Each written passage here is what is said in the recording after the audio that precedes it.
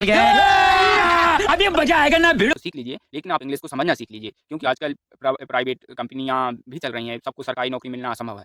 तो आप इंटरव्यू में वो इंग्लिश में जो भी बोलें तो आप उसे समझ सकें। यही कारण है कि Hindi medium student English medium की तुलना में इंटरव्यू जैसे क्षेत्र में अपनी प्रतिस्पर्धा को नहीं बता पाता है, वो प्रतिस्पर्धा में हार जाता है।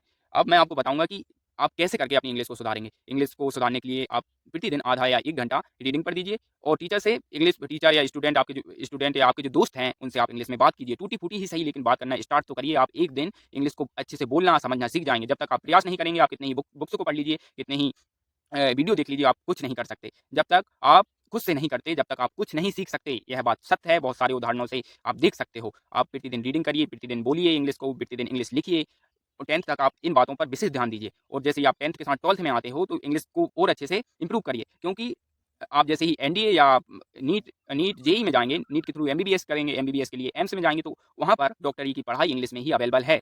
हिंदी में वो सोर्स उपलब्ध नहीं है, जो इंग्लिश में सोर्स उपलब्ध हैं और वहाँ के जो लेक्चरर हैं, वह भी इंग्लिश में ही अपना व्याख्यान देते हैं। तो आपको वह समझना बहुत ज़रूरी है। यदि आप समझ नहीं सकते, तो फिर आप सप्लीमेंट्री बैक लग जाएगा आपका, तो आप उन इंग्लिश मीडियम स्टूडेंटों से पीछे रह जाएँगे। जब आप एग्ज़ाम ही कॉलेज का क्वालीफाई नहीं करेंगे, तो आप अच्छे डॉक्टर कैसे बन सकते हो? और वही जेईई की बात करें, तो जेईई की आप तैयारी से ही लेकर चलिए कि जेईई की तैयारी के लिए ही इंग्लिश मीडियम की कोचिंगें उपलब्ध हैं। हिंदी मीडियम में वो सोर्स ही उपलब्ध नहीं है कि आप जेईई को क्वालीफाई कर सकें अभी। लेकिन कुछ कोचिंगें आई हैं, जैसे कि पीडब्ल्यू है, एलएन है, वह हिंदी मीडियम माध्यम लेके आए हैं। लेकिन हिंदी माध्यम में वो कंटेंट ही उपलब्ध नहीं है, जिससे कि आप अच्छी तैयारी कर सकें।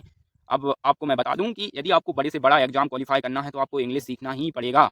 यदि आपको बड़े से बड़ा सरकारी पद भी हासिल करना है, तो आपको इंग्लिश सीखना ही पड़ेगा। इसलिए आप इंग्लिश की तैयारी अभी से करना स्टार्ट कर दीजिए। मैं यहाँ पर आपको ये फालतू की बात नहीं बता रहा, क्योंकि मैं भी एनडीए के थ्रू एसएसबी इंटरव्यू देने गया था और इंग्लिश की वजह से मैं भी वहाँ पर रह गया। वास्तविकता है और मैं यही कारण है कि यदि इंग्लिश उन्होंने मुझे 2 ऑप्शन दिए थे कि आप इंग्लिश में बोलिए या हिंदी में। तो मैं हिंदी माध्यम का स्टूडेंट हूँ, लेकिन मुझे इंग्लिश आती थी, तो मैंने हिंदी डिसाइड किया और मैं अपनी बात को पूरा नहीं कर पाया। यही कारण है। इसलिए दोस्तों, मैं आपको भी यह सजेशन देता हूँ कि इंग्लिश पर अभी से पकड़ बनाना स्टार्ट कर दीजिए, नहीं तो भविष्य में आप कहीं न कहीं इंग्लिश से बहुत बड़ा घाटा खाएँगे, यह कन्फर्म है। आप कहीं से कहीं प्राइवेट पोस्टों के लिए चल जाइए या सरकारी पोस्टों के लिए चल जाइए, आपको इंग्लिश पढ़ना ही पड़ेगा एज़ अ सब्जेक्ट या एज़ अ पर्सनैलिटी। धन्यवाद।